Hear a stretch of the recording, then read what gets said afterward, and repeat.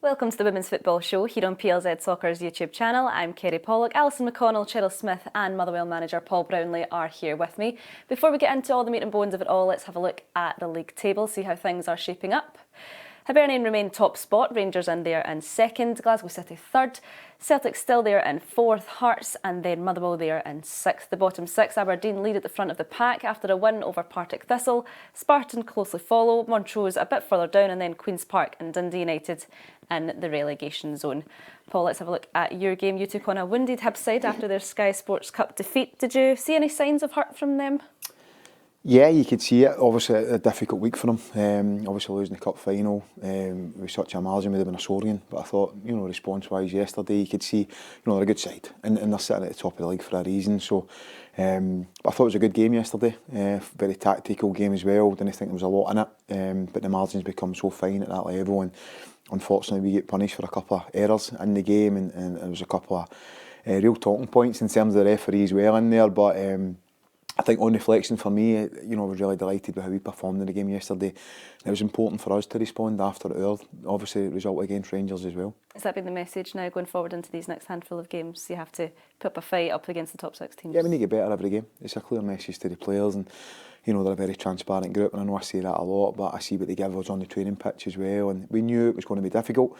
We knew that, but we've earned the right to be there. We ended up quite comfortably finishing in sixth place as well, and earned the right to be there to compete. So it gives us a different level of profile as a team and as the players as well, and it gives them the opportunity to compete against the full-time professional players. Definitely. Alison, from a Hibs perspective, what's been the key to success this season for them? I think they've just been very consistent. I think over the course of the campaign, I think obviously you can see the benefit of going full-time. I think you can see they look fitter, they look stronger. I think they've been able to keep pace with the top teams. I think both Hibs and Hearts have closed the gap on Celtic, Rangers and Glasgow City this term. I think the next 8 games will be really interesting. I think after the international break it gets fairly intense for the running. I think that's when you'll see what the depth that they have in terms of being able to cope with that and last the pace. But certainly I think it's been an impressive campaign for them, however it plays out. And I think that's reflected. You see Grant Scott, one of 3 SWPL representatives on the shortlist for the Manager of the Year awards, a really prestigious award that they've all been shortlisted for, and I think that's a reflection of just how impressive Hibs have been this term. Can they keep their place at the top of the table, Paul, in your opinion? That's the next couple of weeks is going to be a testing time with the volume of games. They've done really well to stay there and had some pretty big results so far, so it's going to be a challenge. I think the mentality for Grant, these players will be one game at a time, but I think the next game they play Edinburgh Derby, yes, which will be a big game for them as well. But the games are coming thick and fast, and not been an interesting time coming up with the games. Absolutely. Cheryl, you were at Ibrox where Rangers took on Hearts. What was your take on that game? I think it was totally dominant from Rangers from start to finish. Hearts were never really in the game. It was a bit of a routine display. It was a bit of a surprise though, because Hearts have performed really well this season, obviously, and where they are in the table. But yeah, it was just a continuation of the cup final, I think, for Joe Potter, and they're just motoring on. I think probably all the way to the end of the season. Absolutely. Possibly to the treble. Potentially, yes. Well, she continued to have a very humble approach in her side's march to the title. You win games like this against your top 6. I think that's what you've got to do. We're not champions right now. We're not even holding champions, so we've won the cup. We're in these competitions. We've got ambitions and aims, but we've got to produce that week in, week out. That can't just be a one-off, because you take your foot off ever so slightly and good teams around you will punish you. Such a likeable character, Alison, isn't she, whenever she speaks to the press? I think she's very affable. I think she's very honest. I think she's fairly candid. I think she's straightforward. I think you ask a question, you get a pretty straightforward answer.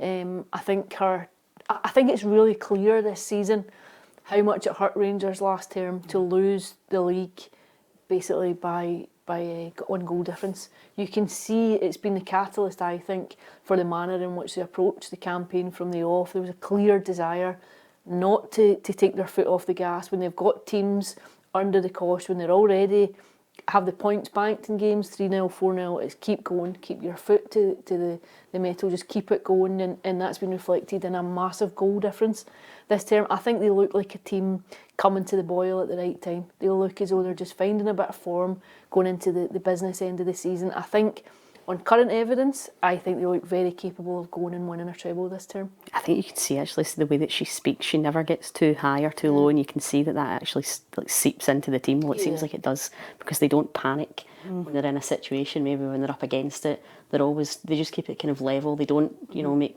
big brash statements about what they're going to do. They just go about their business quite quietly. I think comes from her. I think sometimes it can be hard. Like she touched on it yesterday, like obviously winning for Park last weekend and climbing the first silverware and offer of the season. And obviously it's a huge high, and you have all the celebrations after it. It's quite a high profile game, and then you're coming down and going back into the bread and butter of league duty.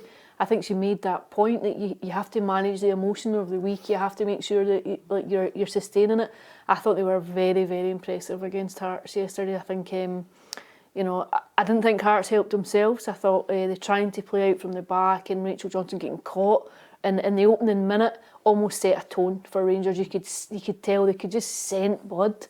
It was like we're going to exploit that weakness and we're going to go for it. And I think that's what that's been the story so far of the season. And there's been hiccups for them along the way. It's not been entirely straightforward, but certainly I think they look like a team, one, has a lot of goals in them, and they look like a team that are very fluent and confident. And I think what was very evident at Ibrox was the confidence and assurance coming through from that performance. They look like a team who believe they're going to go on and win the league. Toughest team you've faced this season, Paul? Rangers? Yeah, probably between them and Glasgow City. Yeah. To be fair, they're the two teams that for me have really stood out. Watched Rangers very closely, obviously the league game against ourselves, which was really soaring for our players, but you could see Rangers start to motor, and you could see the confidence within it, and when they get on the front foot, they're relentless.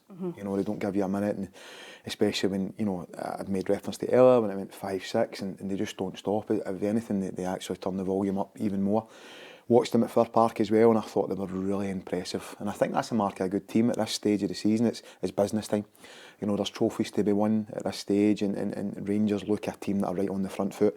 One of the most impressive things for me with Rangers is the strength and depth they have as well. They've got a good squad. Even watching the bench yesterday, you've got Wilkinson on the bench, you've got Berry on the bench. They're top players that would probably play in any team in this league. So, when I watched them in the cup final last week, how it played in the game, I probably expected Hardy to play with Wilkinson as the two strikers, but how it played, and I thought how it was the best player on the pitch. I know she walked away with the Player of the Match award as well, but I watched them really closely last Sunday, just with the viewpoint I had at Fir Park as well, in that half, in the second half especially, and I thought they were relentless. The energy they show in possession was incredible. That willingness to get on the ball, and you could see they were all enjoying themselves as well. And I think they've just carried that over. That's their last three games: 8-0, 5-0, and 4-0. And again, get back to that point at this time of the season where it really, really matters. They're starting to motor. As Ali mentioned there, obviously it was a sore end to the season last time round. Have you noticed them take a step up, click into a higher gear? I can see them starting to click in just now, but like Alison said, there's going to be moments in the season, there's highs and lows, and that's the reality of it, and every team will face that. But it's at this stage when I think the good teams will really start to stand up and be counted, and you can see that now. I think, even Friday night, Glasgow City, they weren't at their best. They won the game 2-1. Such a huge, 3 points for them, and even Hibs as well. Between the three of them just now, it'll be really interesting to see what happens in the next couple of games. How do you approach it as a manager? So when you get into the top six, and it's obviously a huge achievement, but then afterwards, every game until the end of the season, you've got Rangers, Glasgow City, Celtic, Hibs and Hearts. How do you approach it? It's massive. It's huge. The level of detail in terms of our analysis that we go into as a staff group with the players. Obviously we try and balance it with the players, don't give them too much, but a lot of our work's done on the training pitch as well. Myself, my staff love working with these players on the pitch. They're so receptive. Listen, the reality is you're competing in a Super League. You're facing these 5 top teams now week in, week out, and we need to be ready in terms of the detail that I have to go to, tactically, technically, and we know that, but also how we prepare the players mentally, and that's been a huge challenge. But again, getting back to that resilience and certainly that level of transparency that my players have, but we're ready to compete every single game. We understand and respect what we're playing against, but it is a different level of competition. Ali, as Paul mentioned there, Glasgow City found a way to win on Friday night. You said on the show last week that Celtic had to get something from that game. Are Alina Sudoku's side out of the title race now for you? I think so. I think 9 points is too much to claw back at this stage, and I think what you would say is it's not impossible. Of course it's not. It remains a possibility, but based on the evidence of recent weeks, I think you would struggle to make a case for it. That Celtic now, they've lost to Hibs, they've lost to Hearts, they've lost to Glasgow City, all teams that are in and around them. I think that has been a problem this term, beating the teams that are rivals for them, for the title and for silverware. I don't know if that comes down to a mentality approach or whether it comes down to the fact that they're not good enough going toe-to-toe with their opponents, but I think they've given themselves far too much to do, and I think inevitably Alina Sudoku came out and insisted that it's still alive, that their ambition is to win the next 8 games, all the things that you would expect to hear. But what I thought was quite telling on Friday night was the reaction at full time of the Celtic players. I think how they reacted, I thought their body language, I thought the way they kind of went off the pitch on Friday night, I think they know themselves. They have given themselves far, far, far too much to do now. Here's what she had to say after that game on Friday evening. I know that there's a big frustration within the fans because Celtic is all about winning, but it's been a long and tough season for everyone, and I want to make sure that the last 8 games that we have left, I'm going to make sure that we are all prepared in terms of trying to win our games, because we're not going to give up the title until the last game. And hopefully when we play the last game against Motherwell at Celtic Park, that needs to be the vision, that we're going to lift the trophy again. If it's going to be hard, yes, but I know that we can. We just need to believe and be confident enough that we can do it. Ali, are we seeing a familiar pattern with Alina Sudoku and what we're hearing from our post-match press conferences? Yeah, I think that's fair. I think what you've heard over the last few weeks, 3 successive losses. I can't remember the last time Celtic lost 3 games in a trot in terms of league duty, and I think you've heard the same line come out after every game, and I'm not sure you're seeing an improvement in performance. I thought they were slightly better against Glasgow City in flashes. I thought after they equalised, they maybe had a 10-minute spell in the second half where they looked as though they were maybe going to go on and force the issue. But I think over the course of the game, I just don't think they'd done enough across the course of the 90 minutes. I thought Glasgow City probably edged it. I thought they looked like the more menacing team whenever they had the ball. But yeah, I think Alina has said repeatedly she has a belief that this squad is capable of retaining the title. I just don't know that you're seeing it reflected in performances. She's not going to. I mean, she's not going to come out with 8 games to go and say it's over. Yeah. Of course, she's not going to do that. But like you say, there is no evidence to show that they can go on and win the next 8, and that might not even be enough anyway. So, I think when they sold Caitlin Hayes, they allowed Caitlin Hayes to leave in the January transfer window, and it was fairly interesting at that point because Alina had said she had a replacement lined up that had fallen through at the very last minute. I think the optics of that are very telling. I think the fact that you let a high profile player go, the poster girl essentially for that women's team, one of the best players in the team, one of the best players in the league, a very dominant defender who also had a bit of versatility. If Celtic were up against it, they put Caitlin Hayes up front and it gave you a different way of playing. I think to lose a player of that quality and not replace him, I think that must privately have been very frustrating for Alina, but I also think it gives you an indication of maybe just a lack of ambition within the club, that they're maybe quite happy just to coast along and cancel if they win the league, all very good, but it's very, very clear that there are no real resources attributed to it. I think as well, even losing Chloe Craig. Chloe Craig was a huge with loss for them. ACL. You know, she was somebody who's come through the system, knows the club inside out, really passionate Celtic supporter as well, and been there for day dot. And they never really replaced Chloe either. So, you know, you're losing 2 top centre-halves that have not been replaced, which is going to have an effect. Have you noticed major differences on the pitch this season compared to last, just in terms of their sharpness, their ability and their attitudes? Obviously not played them in a while, and we played them very soon, but the last couple, I mean the game at K Park, I think we lost the game 4-0. I actually thought tactically we'd done really well in the game that night. We're still a good side, you know, you're not going to lose it. We've still got good quality players, maybe there's just something behind the scenes and now it's just maybe no clicking. But I'm sure Alina and her staff will be, you know, try to find ways to problem solve it. I think, you know, obviously there's a huge demand in there, and you can see that well, you know. I think she made reference to the supporters. You must win. You know, being at Celtic, you've got to win football games, so I know they'll be hurting behind the scenes, but you know, still 8 games to go. Anything can happen in football, but I don't think there's any margin for slip up now with Celtic. Absolutely not. Well, Glasgow City are very much still in the mix, but Leanne Ross maintains it's still too early to be thinking about catching anyone for the title. All wins now are really important, or all games now are important, because if you fall further behind in that top 6, then it's really difficult to claw the points back. The games are coming thick and fast. They're difficult games every time you take to the pitch now.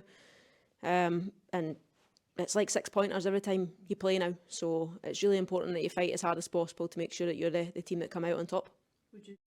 Cheryl, they're quietly going about their business. How do you expect them to finish this league? I expect them to finish it strongly. I think it's going to probably go down to between them and Rangers for the title, but I think they've gone about their business very quietly all season. We haven't really heard a lot coming out of the camp, and Leanne Ross is obviously a very experienced manager and player, and she knows, you know, she's been there and seen there and done it all. So I think that also, the way it does with Joe Potter and Rangers, it filters into the players the way they go about it. Yeah. I don't think they performed particularly well on Friday, but they did enough to get the points. Is that the point, Ali? Good teams find a way to win in the end? Absolutely. I think that's a mark of champions, isn't it? It's being able to find a way to win no matter what. I do think they were probably the better team on Friday night. I do think if you look at the chances created within the game, I think Celtic, I can't think of too many chances. I can't think of too many questions that they really asked of Lee Gibson, whereas I think City had a number of opportunities. I think they could have gone into the break with a wider margin of a bigger cushion. But I think it'll be an intriguing finale. I think it's probably between Rangers and Glasgow City now for the title. Paul, are you in agreement with that? I wouldn't rule Hibs out it just now. Yeah. You know, I wouldn't rule them out it. They could catch up with Grant yesterday after the game as well, so not very interesting. You know, a couple of games coming up. I think the next game, Rangers, Celtic go to Rangers as well, which first game after the break. First game after the break, must win. Celtic must win, I think, and then it's the Edinburgh Derby, and we go to Glasgow City, so it's going to be a really interesting time. But then it goes into a 3-game week, so we go Sunday, Wednesday, Sunday, and I think after that week, after an international break, it'll be really interesting to see the dynamics in terms of, you know, who's at the top at that point, because I still think there'll be a few twists and turns to come out, as there always is. I think the 3-game week is quite gruelling for teams, because you don't have the same depth and the ability to change things, because everyone still has fairly limited squads now. I do think if something's going to give, it tends to be in those kind of weeks where there are 3 games across the course of the campaign. I think that will be quite interesting. I think as well, with so many players involved at national level as well, you know, Glasgow City have a few away, Rangers have a few away, Celtic, Hibs, and even ourselves, we've got 6 players away from today. We've got 3 players in under 19 national team and 3 players with under 23s as well, so hopefully they all can come back fit and healthy. But you know, we'll look at the next couple of weeks. I think it's going to be pivotal in the season in terms of who finishes well. Definitely. Just a quick footnote before we end. Grant Scott, Leanne Ross and Joe Potter have all been shortlisted for Manager/Coach of the Year by Women's Football Awards 2025. Cheryl, all thoroughly deserved for what they've achieved this season with their respective sides. Absolutely. In terms of, well, Rangers and Hibs and Glasgow City obviously all vying for the title. Hibs especially, because they've, I think maybe to people on the outside it looks as if they've come out of nowhere. It obviously hasn't. They've obviously done a lot of work in the background and built up to this point, but it's good recognition for Grant Scott and what he's done this season, and for Rangers and Glasgow City as well. So it'll be interesting to see if any of them come out and top, but just to have those representatives there, given that it's UK wide, is really good, and an indication of how far the league has come as well, which is good. Unsurprised by those names being there, Paul? Well, great exposure for the league again. And I think Elena earlier on the season was nominated for one of the FIFA awards as well. So again, people are looking at the work that's been done here, you know, within our league. So we've took incredible strides in a real short period of time, and I think we're just going to evolve. I think the profile every year is getting better. I think which helps it every year is the title running as well, because it always goes so close and always goes to the wire. And I don't think this season's going to be any different. No, I don't think so either. Before we finish, Cheryl Smith was speaking to Heart of Midlothian's Lisa Robertson earlier this week on being a mum, her football career, coming back into the game. You can have a look at that whole interview on our YouTube channel. But on behalf of myself, Ali, Cheryl and Paul Brownlie, thanks for joining us here this week. Thanks for listening. Thanks for watching.